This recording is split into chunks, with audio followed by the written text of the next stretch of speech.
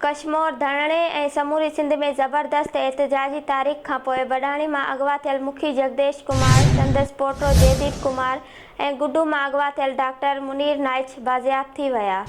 मुखी जगदेश कुमार पंहिंजे पोटे जयदीप सां गॾु बाज़ियाबी बाद अबाणी शहर बडाणी पहुची वियो। मुखी जगदेश बाज़ियाबी लाइ तारीख़ हलाइण ते हिंदू पंचायत समेत समूरी सिंध जा थोरिया मञिया।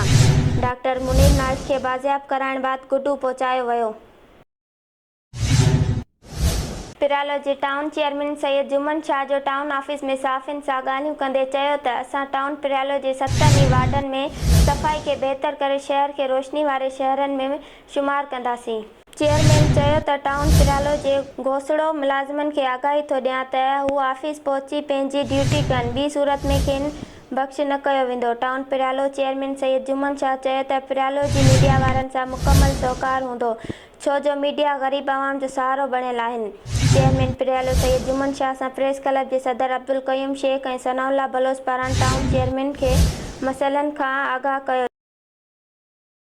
भिट शाह मां ख़बर शामिल कंदासीं त मटियारी मीडिया हाउस जे सॾ ते महांगाई, बदआमनी, मंशियात फिरोशी, दारियुनि जी आबादी कार सिंध अंदरि अगवा ज़िले में बंदि पियल RO प्लांट समाजी किरायनि ख़िलाफ़ एहतजाजी मुज़ाहिरो कंदे रैली कढी धरणो हयो वियो, जंहिं में ज़िले जी सियासी समाजी तंज़ीमनि जे अॻुवाननि, सिविल सोसाइटी मेंबरनि, वकीलनि, शहरियुनि, Hyderabad union of journalist unit, Matiari STP JSQM, Pakistan Khaskheli Ittehad, GUI Soomra Ittehad ऐं ॿियनि पार्टियुनि जी कारकुननि वॾी अंग में शिरकत कई। रैली शहर जे मुख़्तलिफ़ हंधनि तां गश्त कंदी प्रेस क्लब आॾो धरणो हयो वियो।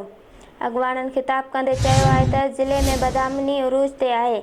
महांगाई एॾी वधी वई आहे जो ग़रीब मिसकिन माण्हुनि जो जीअण जंजाल करे छॾियो आहे। सिंध अंदरि माण्हुनि खे अगवा करे पैसा घुरिया था वञनि। धरणा हणण ते अवाम खे मजबूर कयो वियो आहे। निकितल रैली कश्मीर धरणी जी हिमायत बि कई।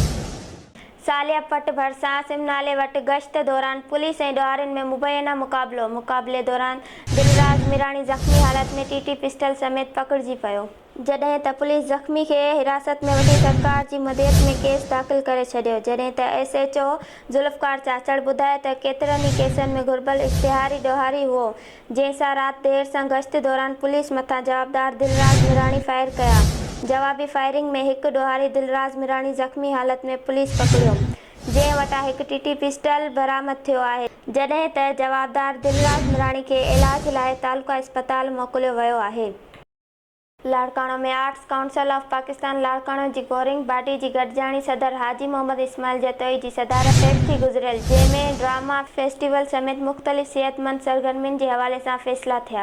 इजलास में इन ॻाल्हि जी मज़म्मत कई वई त जेके बि आर्ट्स काउंसिल लाड़काणो ख़िलाफ़ कमु कनि पिया ऐं सोशल मीडिया ते इदारे खे बदनाम करण जी साज़िश कई पई वञे, इन्हनि ख़िलाफ़ ऐं तहत कार्रवाई कई वेंदी, जॾहिं त हिन ई महीने कैंटीन शुरू करण जो बि फ़ैसिलो कयो वियो।